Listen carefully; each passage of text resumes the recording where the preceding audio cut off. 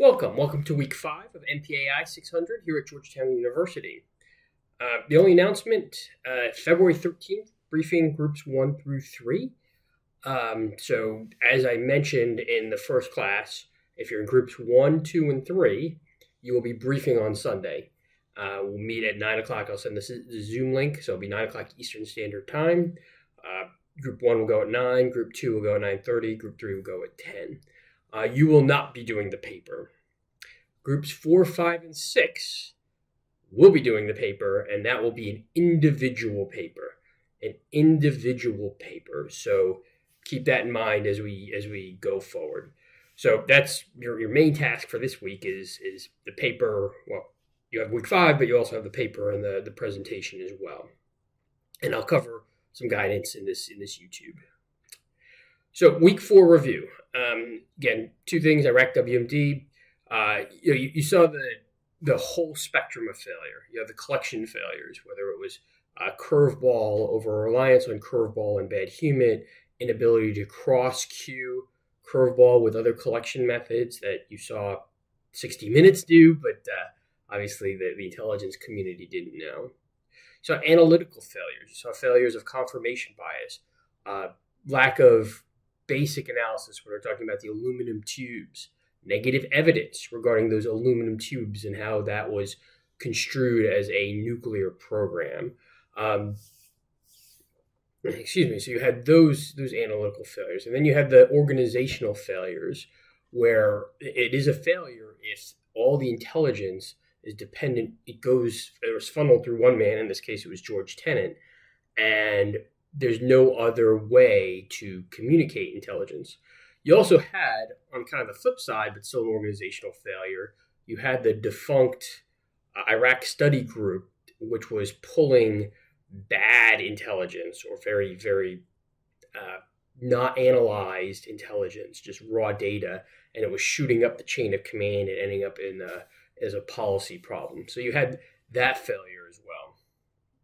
And then you had the policy interface. Again, the nuances of the intelligence and the caveats were not communicated enough to presidential leadership, to congressional leaders, all those other aspects that it should have been communicated. So you had this, again, these cascading failures. And the lecture and the discussion, I kind of set it up. What's the failure of the intelligence community? What's the failure of the policy side, and where was intelligence politicized? And I talk about that in detail. But I separate. I separate those two in the intelligence, but you really can't divorce the two. They work interactively. Without the policy pressures that were shown in the Rachel Maddow documentary and other areas, the bad intelligence, the bad collection wouldn't just shot up to the top. No one would have cared. So, there was failures across the board. And then the 9/11 case study. Again, was 9/11 an intelligence failure? I bring this case up. Depends who you talk to. Arguably, it was not an intelligence failure. Every bad thing that happens doesn't mean it's an intelligence failure. But as I brought up in my lecture, I think the organizational failure was critical. That we had information in our government, but for whatever reason, bureaucratic theory, overclassification, laziness, and lack of empathy, that information wasn't shared to people that could actually action it. Specifically, the fact that Nawaf and Hamzi, the two of the 9/11 hijackers, were known to be in this country, known to have visas, but they weren't. No one was following up on that. According to the NSA documentary, those two same hijackers were communicating with a known bin Laden safe house from San Diego to Yemen. But because of, you see restrictions in that documentary, but I still think it's bureaucratic laziness, for lack of a better term, prevented that information from being shared with people that could actually do something on it. One question I always come up, I ask my students to think about this, is what to do if you're briefing that famous bin Laden determined to attack in the U.S. and the president comes back to you and says, okay, what do you want me to do? Or ask the operations people, and the reason I bring that up is if you're going into a briefing like that, whether that's something as big as bin Laden attack the United States or force protection measures at a military base or cybersecurity measures for your business unit, if you go in and you say ransomware is going to target the healthcare sector and you're a information technology or an information security officer at a hospital, and they come back to you and say, okay, what do you want me to do? You have to go in there with an understanding of this is the intelligence, this is how specific it is, this is how threatening it is, and you give the policymaker a plan to bracket the problem, right? If you said, bin Laden determined to attack the U.S., and sir, you need to invade Afghanistan, probably is not realistic before 9/11, but at least that tells him how serious the problem is. Or bin Laden determined to attack the U.S., and sir, you need to, I would recommend that adding the playbooks this is serious enough that you need to increase the TSA playbooks. These are the playbooks that go in for civil aviation when there's a threat. You've now given options to the policymaker. He doesn't have to, or he or she doesn't have to follow them. They can do whatever they want, but at least you've bracketed the problem. And that's the problem again. You don't want to go in with these vague bin Laden determined to attack in the U.S. Without having that sort of bracketing issue or solid recommendations flowing from it. So organizational issues. NSA documentary highlighted it. There was a known safe house communicating with known operatives in San Diego. That communication was going on, and it was not reporting. Organizational failure. And then the one thing I asked, as you went through the National Geographic documentary, where along the chain could federal, state, local government have prevented 9/11? There's multiple things that have to have happened, from information being shared at the federal level to these operatives being able to get flying lessons and apartment leases, that if any of these things could have been discovered or found out or made even more difficult, a 9/11-like case would not have happened. So, all things to think about going forward. And let me review for paper 2. So just some guidance. Again, strategic paper, look at the case studies we talked about. Do not do the case studies for week 5, which I'll talk about in a second. This is meant to look at those case studies we've done previously. It allows you to choose a case study and go in depth, or a particular intelligence issue and talk about it through multiple case studies. For example, if you think confirmation bias has been an overwhelming issue for the case studies discussed, then you can talk about how that confirmation bias has impacted several of the case studies we talked about. So those are so I'll allow you to go 2 ways. You can focus on one case study or one issue and show how multiple case studies impact it.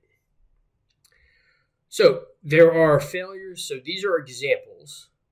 I'm giving you a list of things to talk about. Do not give me a laundry list. Do not give me a laundry list. Do not give me a laundry list. I'm going to give you one here, but I want you to focus your paper. And I'm giving you some examples here that you can choose from. You don't have to choose these ones. You can choose your own. But I want it so you have an understanding of what I'm looking for. So if you want to talk about failures in collection, you could talk about Pearl Harbor and the inability to track the Japanese aircraft carriers, failures in collection.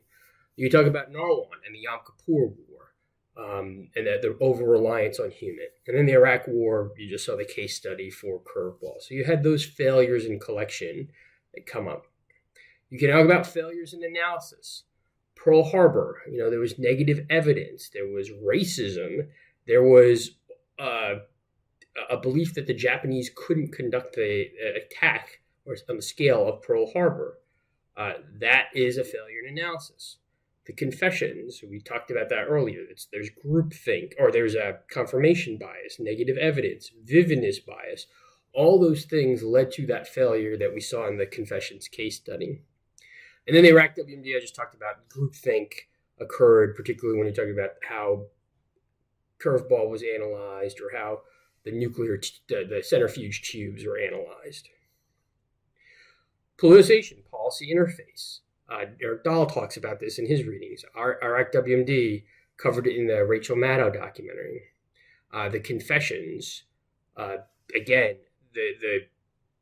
there was a clientelism issue, as I talked about earlier, that forced many of these detectives and prosecutors to look for a confession and get people arrested because of that, essentially, politicization. There was pressure to get a guy arrested, and you saw that in the case study. And then 9/11, I just talked about the interface between the policymaker and vagueness in the warnings for 9/11. And then organizational theory. I talked about the 9/11 and the NSA documentary. Pearl Harbor, we talked about how information was collected at the federal level. It was collected at the federal level, but it was not collected or not disseminated down to the commanders on the ground. And then finally, the fusion centers. The fusion centers illustrate an organizational issue that's still going on. Information is collected at the federal level, but it should be going through the fusion centers so it gets disseminated down to state and local officials. I'm not sure that's happening at the level it needs to. Information is collected at the federal level, all sorts of intelligence information and immigration data, but it's not pushed down to actual local and state operators that can do something about it. So that is still a continuing issue. And we talked about, you saw the video on the fusion centers. So week 5, counterterrorism case studies. I wish we could have pause a week so you can do your paper, but the nuances of an 8-week class don't allow for that. So we go right into the counterterrorism case studies. Fort Hood, underwear bomber, Boston, and EU. You have the readings, the Fort Hood shooting in Boston Marathon, and then the documentary, the Christmas Day bomber and the EU terrorism, PBS Frontline. And the question to ask is, why do we still have these failures? Despite the billions, trillions, depending on how you count it, we still have, these are all counter-ISIS failures, but, what are the dynamics that still cause intelligence failures to occur despite the money we've spent? So that's the guidance for this week. If there's questions or issues, let me know. And I look forward to seeing groups 1 through 3 on Sunday.